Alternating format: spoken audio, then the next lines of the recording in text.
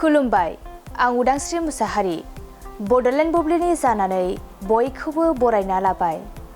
दिनै 7 सेप्तेम्बर 2024 नोंथांमोननो बड'लेण्ड बुब्लिया दिनैनि साना मा मानि थाखाय मिथिजायो एबा दिनैनि सानाव मा हाबाफारि फालिनाय जायो नोंथांमोननो फारि फारि बड'लेण्ड बुब्लिया फोरमायगोन।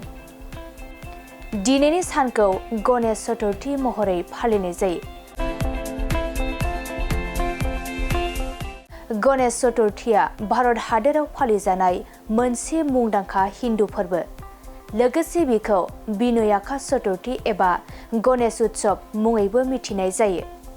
बे बोसोराव गणेश चतुर्थीया सेप्तेम्बरनि 7 खालार एबा दिनैनि सानाव गोग्लैदों आरो बे फोरबोखौ अखाफोर खोन्दोनि 4थि सानाव फालिनाय जायो। दिनैनि साना हिन्दु धोरोमनि सुबुंफोरा भगवान गणेशखौ मान होनो थाखाय गणेश चतुर्थी फोरबोखौ फालिनाय जायो। बेनि अनगायैबो दिनैनि सानखौ Google commemoration day, Brazil independence day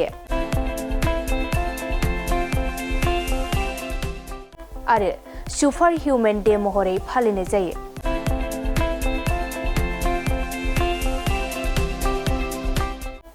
नोंथांमोननो Bodoland बुब्लिया दिनैनि सानाव मा हाबाफारिजों मिथिजायो आरो मा हाबाफारिखौ फालिनाय जायो फोरमायबाय। गोजोन्थों। मोनसे फोसावथाय, नोंथांमोननि ओनसोलाव सोरबाफोर ड्राग्स एबा फेग्रा मुवाजों नाख्रेबजानानै थानाय सुबुं दं नामा?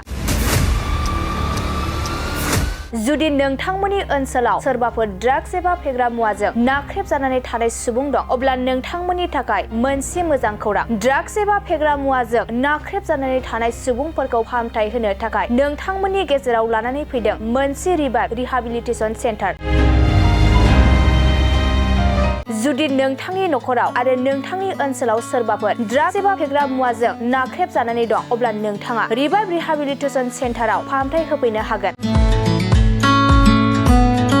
मंगलदै सेनं बामुनपारा दरंआव थानाय रिभाइभ रिहाबिलिटेसन सेन्टाराव नोंथाङा ड्राग्स एबा फेग्रा मुवाजों गोदोसोनानै थानाय सुबुंफोरखौ फाहामथाय होफैनो हागोन। नोंथाङा नोंथांनि ओनसोलनि फेग्रा मुवाजों गोदोनानै थानाय सुबुंफोरखौ बे रिभाइभ रिहाबिलिटेसन सेन्टाराव फाहामथाय होनानै सासे राफोद आरो मोजां सुबुं खालामनो हागोन। गोबां बाथ्रा मिथिबावनो थाखाय नोंथाङा 9859262926 60030927006 नैबे होनाय जानबुं नम्बराव खौरां लानो हागोन।